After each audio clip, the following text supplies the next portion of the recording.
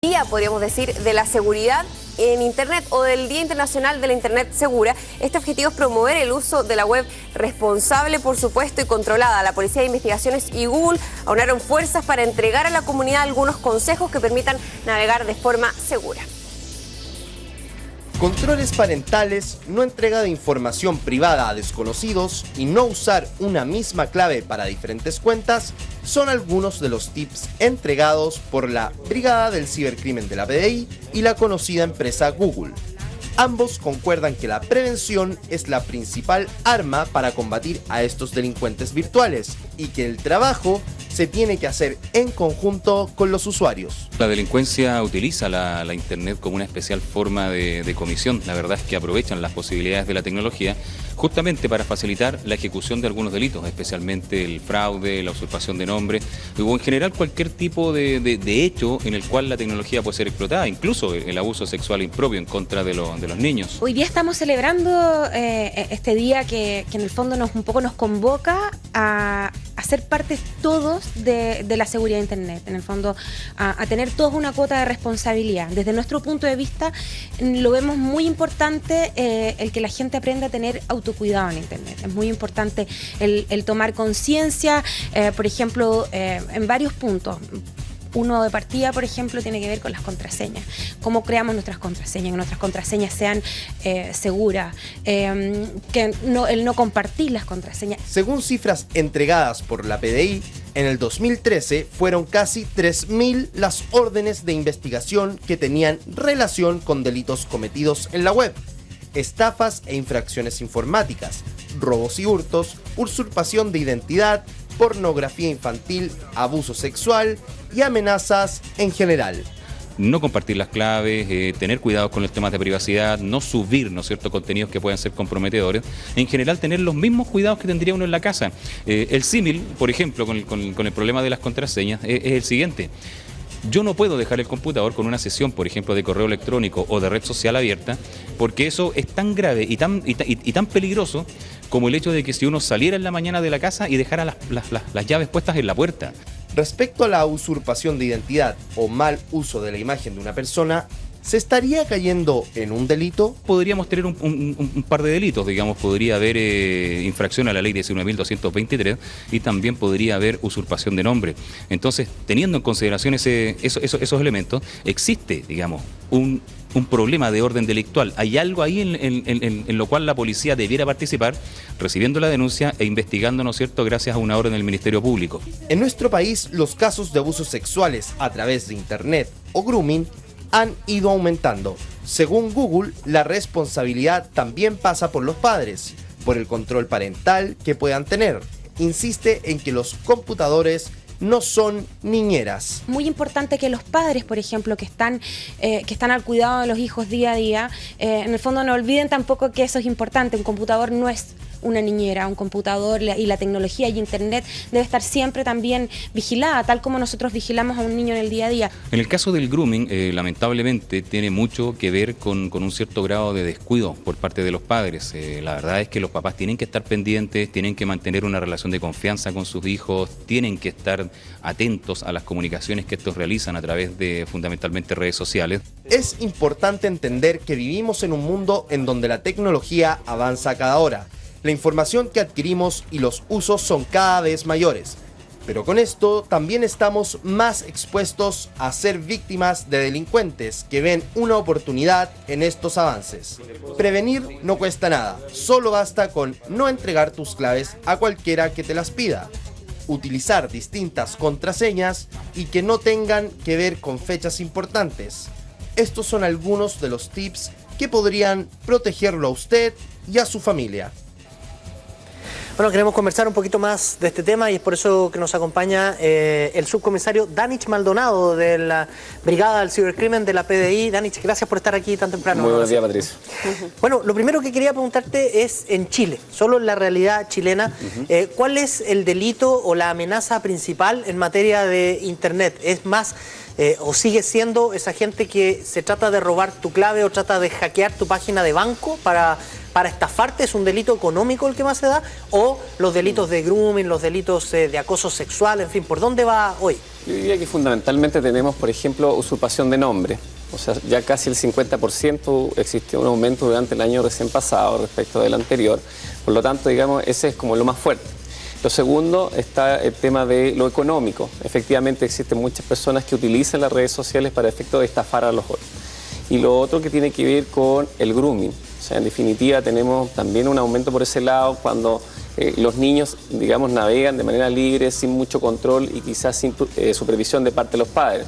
En definitiva, lo que hacen es arriesgarse a que personas desconocidas, en definitiva, los engañen y obtengan, por ejemplo, fotografías o imágenes de ellos desnudos, por ejemplo. Entonces, esos son como los grandes fenómenos, digamos, que se están viendo cada día y que lamentablemente en algunos casos van en aumento, lamentablemente. En este caso, las redes sociales se transforman en un peligro, me refiero más que nada quizás a Facebook, donde uno tiene un espacio más abierto al subir fotografías, al subir mucha información de uno mismo y de la familia, y allí quienes son quizás las víctimas principales son los niños y los más jóvenes, ¿no es cierto? Sí, yo diría que en ese sentido, en las noticias ya lo hemos podido observar, por ejemplo, algunos días atrás, donde una persona, utilizando las redes sociales, en definitiva, lograba contactar a personas que terminaban abusando de ella. Llamado psicópata de Facebook, ¿no es por cierto? ejemplo. Entonces, ese tipo de situación, o sea, no son hechos aislados, o sea, es una situación que lamentablemente se repite y en especial con niños. Entonces, ahí la preocupación de la Policía de Investigación en el sentido, primero, de aclarar situaciones que dicen relación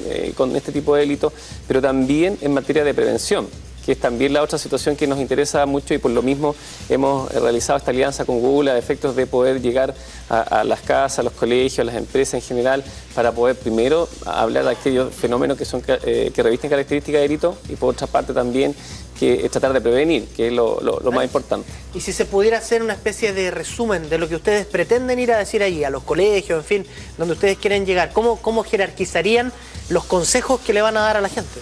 Bueno, lo primero, en el caso de la familia, nosotros aquí el llamado que hacemos es que en definitiva se tienen que hacer parte para efectos de poder supervigilar lo que sus hijos hacen en Internet. En definitiva, el computador no puede estar, o digamos, el dispositivo que me permite acceder a las redes sociales no puede estar, digamos, en una habitación. Ya, o sea, debe estar en un lugar visible donde nosotros los adultos... Que haya control. Que haya control. Lo segundo es utilizar también la tecnología para efectos de mantener un control respecto del uso de estas herramientas. Porque en definitiva las mamás o papás piensan, digamos, que es muy fácil o que esté tranquilo en su habitación, digamos, navegando, pero lamentablemente no sabemos con quién está hablando al otro lado. Y técnicamente no tienen ninguna posibilidad para poder saber efectivamente quién es el que está al otro lado de la pantalla. Hay un tema ahí, Danich, porque yo imagino que muchos padres quisieran tener algún control respecto, por ejemplo, de las configuraciones de algunas redes sociales. Estoy pensando concretamente en Facebook y en lo que terceros pueden ver en tu página. Ajá. Pero resulta que hay padres que saben harto menos que los propios hijos de cómo se configura un perfil de Facebook. Sí, Patricio tiene mucha razón en ese sentido, pero yo creo que los papás, por ejemplo, pudiesen orientarse hoy día a Google, tiene mucha información, la verdad, y uno pudiese bajar o buscar, por ejemplo, programas de control parental. O sea, estos programas, incluso los sistemas operativos, hoy día ya ofrecen, digamos, algunos de ellos, algunas soluciones de esa naturaleza. Por lo tanto, la guía para poder configurar un programa de eso es bastante sencillo.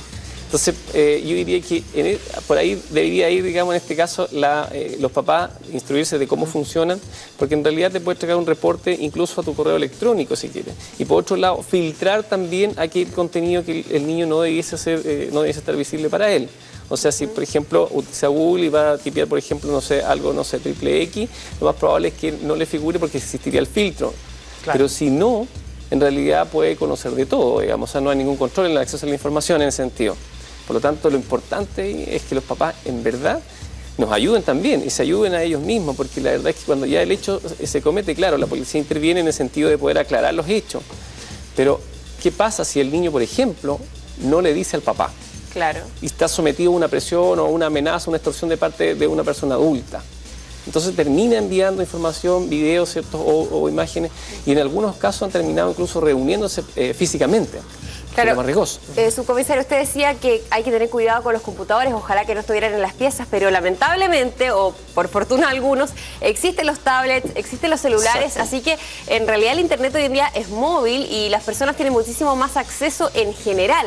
Entonces exacto. Ahí también hay que tener otro tipo de cuidado. Y lo segundo que quería decirle, Gracia, es que es recomendable que los papás, por ejemplo, tengan su propia cuenta de Facebook, tengan su cuenta de Twitter y así estén un poquitito más al tanto de lo que está pasando. Exactamente. Sí, yo creo que, o sea, primero hay que entrar a conocer cómo funciona la tecnología, por lo tanto, ideal es que manejen algún perfil de Facebook o Twitter. Ahora, el que tengan incorporados los hijos en esos perfiles, no necesariamente el hijo, digamos, tiene al menos 2 perfiles. Uno real, donde tiene, por ejemplo, al papá, los amigos, etcétera, como el perfil blanco, digamos, y también tiene un segundo perfil donde quizás... ¿Se da mucho eso, que los niños tengan 2 perfiles? Se da bastante, digamos, es una situación bastante real, por lo tanto, digamos, también nos preocupa. Y por otro lado, los papás necesariamente tienen que tener estas conversaciones con los hijos de tal manera de enseñarles, o más bien, porque no lo pueden prohibir. Efectivamente no le puede prohibir el acceso a Internet, pero sí educarlo en que, en definitiva, los problemas que están en el mundo real, ¿ya? Problemas como los delitos que vemos todos los días en el mundo real, hoy día también están presentes en este otro mundo virtual. Por lo tanto, si los papás los acompañan en este mundo real para cuidarlos, también entonces tienen que acompañarlos para cuidarlos en el mundo virtual. Danich, brevemente quería hacerte una pregunta respecto de Twitter, porque nos pilló el tiempo, pero antes que te vayas, ¿qué pasa con esa gente que usa la identidad de alguien y cambia una pequeña letra del último apellido? Voy a poner un ejemplo. Si yo me pongo Pía Álvarez L y uso una foto de Pía para crear un perfil que es falso y hablo como si fuera esa persona, ¿estoy cometiendo un delito? Efectivamente, o sea, primero estaríamos en presencia del delito de usurpación de nombre. O sea, por ejemplo, si utilizo Pía Álvarez, o sea, estoy utilizando su nombre y hago una fotografía, o sea, obviamente eso sería usurpación de nombre. Ahora, por ejemplo, si ese perfil tiene otro nombre, otro apellido, pero tiene la fotografía de Pía, entonces Pía también podría hacer la denuncia por infracción al artículo 161A, porque en definitiva lo que está haciendo es publicar una información que es privada, ¿ya? Sin el consentimiento de su propietario. Perfecto, interesante saber esos datos, por supuesto, para también tener control sobre lo que nos pasa a nosotros en la web. Subcomisario